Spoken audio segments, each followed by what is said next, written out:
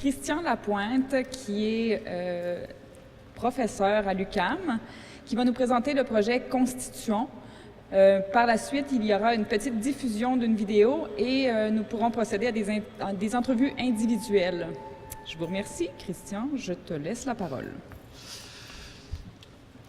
C'est avec une grande joie ce matin que nous annonçons publiquement Constituons, un vaste projet qui, par ses axes de recherche, oblige la tenue d'une large consultation populaire à l'échelle de tout le Québec dans le but de faire l'exercice citoyen et non partisan, l'exercice de doter le Québec d'une constitution par le truchement d'une commande issue de la société civile, de l'Assemblée constituante citoyenne du Québec.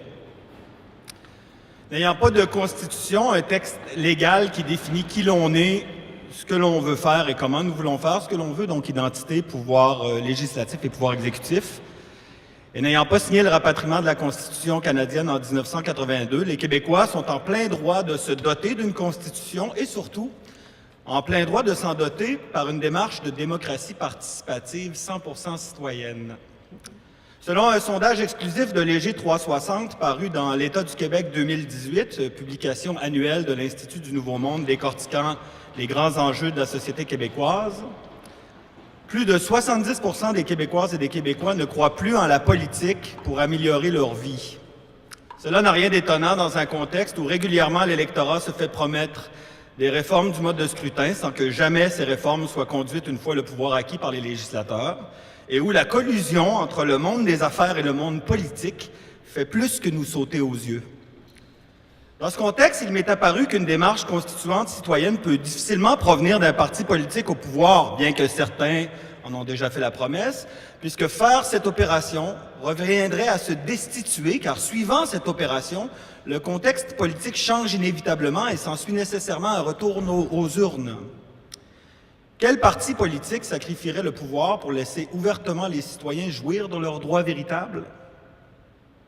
C'est ainsi que j'en suis venu à l'idée que pour stimuler la tenue de cet exercice, la commande de celui-ci devait provenir de la société civile. Et quel médium peut-il y avoir de mieux que le théâtre pour faire cette proposition? En effet, les théâtres sont des lieux publics comme les bibliothèques ou les piscines municipales et leur fonction originelle en est une d'agora populaire, de lieu de débat.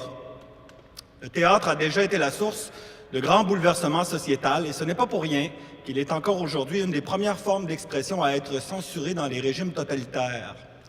Il m'apparaît pouvoir disposer encore et toujours d'une grande force de transformation collective. Le projet Constituons s'inscrit donc dans une démarche de théâtre documentaire. Afin de produire une œuvre documentaire sur la question de l'Assemblée constituante citoyenne du Québec, j'ai demandé à l'Institut du Nouveau Monde de conduire de manière indépendante cette démarche dans le but de l'observer et de la documenter. Il est essentiel de préciser que ce projet n'est lié à aucun parti politique, à aucune ligne idéologique partisane, qu'il est citoyen, qu'il met en place le processus de ce qu'il est convenu d'appeler la constituante ouverte.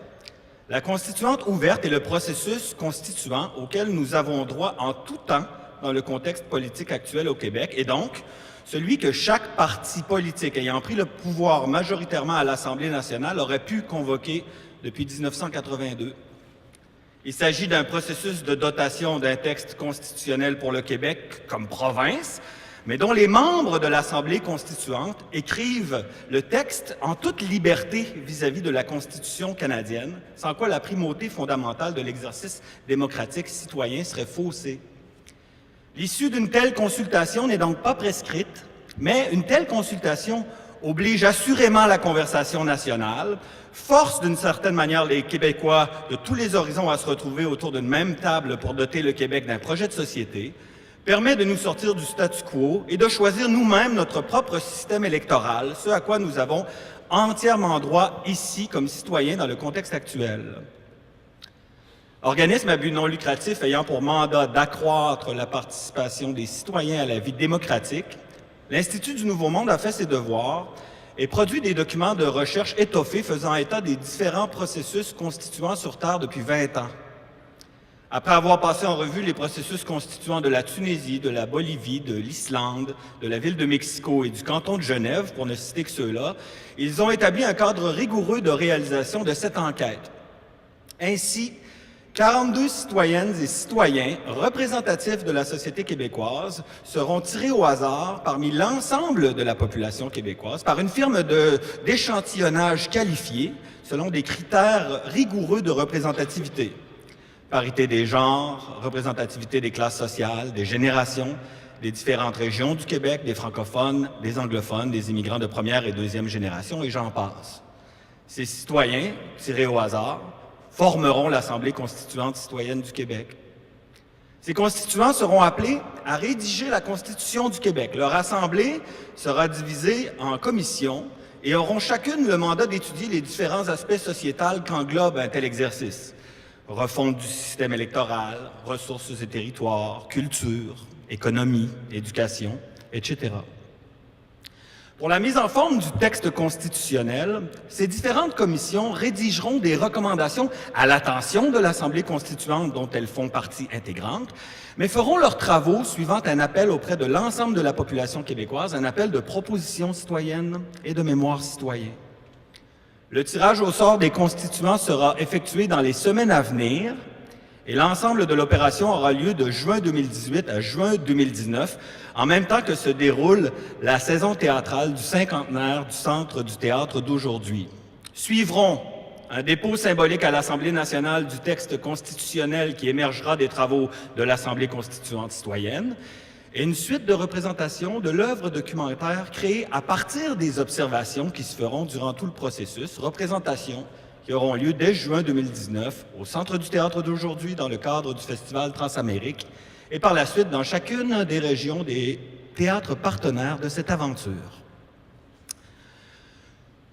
Ce projet de mise à l'épreuve du théâtre comme agora populaire compte sur la collaboration de plusieurs théâtres québécois qui deviendront les canaux de communication de ce projet dans leur région et qui permettront aussi aux citoyens de ces régions de se réunir pour débattre de recommandations à envoyer aux membres de l'Assemblée constituante et de ses diverses commissions.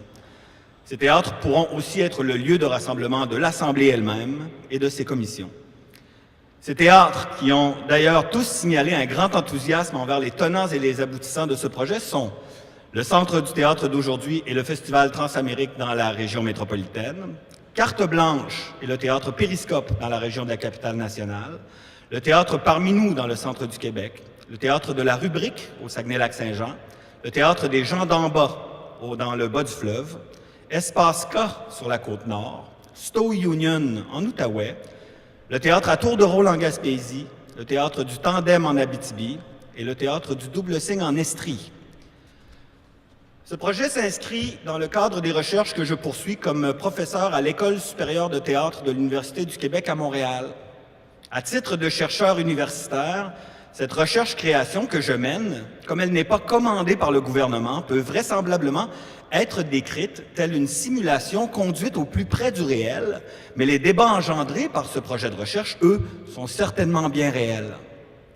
C'est entre autres la réalité des débats engendrés par cette recherche qui a mobilisé une partie du monde académique auquel j'appartiens et qui a permis à ce projet d'être fait en partenariat avec les fonds de recherche du Québec et être soutenu par le fonds FODAR du réseau de l'Université du Québec, mais aussi par l'Université du Québec à Montréal de manière institutionnelle, comme un projet de recherche qui s'inscrit dans les festivités de son cinquantenaire.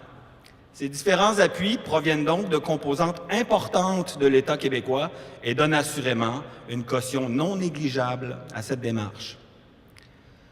Le syndicat des professeurs de l'Université du Québec à Montréal, le SPUC, les syndicats des professeurs de l'Université du Québec à Rimouski et à Chicoutimi, le SPUCAR et le SPUCAC, la Fédération québécoise des professeurs et professeurs d'université, la FQPPU, le docteur François Gagnon et son fonds pour le théâtre de création, le gestionnaire de fonds privés Daniel Robidoux, le théâtre Il va sans dire et son directeur artistique Dominique Champagne et d'autres généreux donateurs font en sorte que ce projet peut aujourd'hui voir le jour.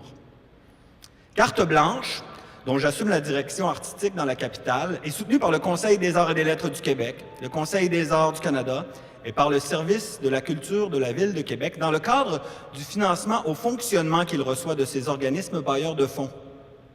Le projet Constituons fait partie du programme annoncé des activités de Carte Blanche lors des dernières demandes de financement pluriannuel de soutien à la production pour lesquelles Carte Blanche a reçu des évaluations particulièrement positives de ses pairs et s'est vu octroyer par la suite le financement demandé. J'ajouterai que ce projet est aussi une main tendue vers les premiers peuples, car il pose la question suivante.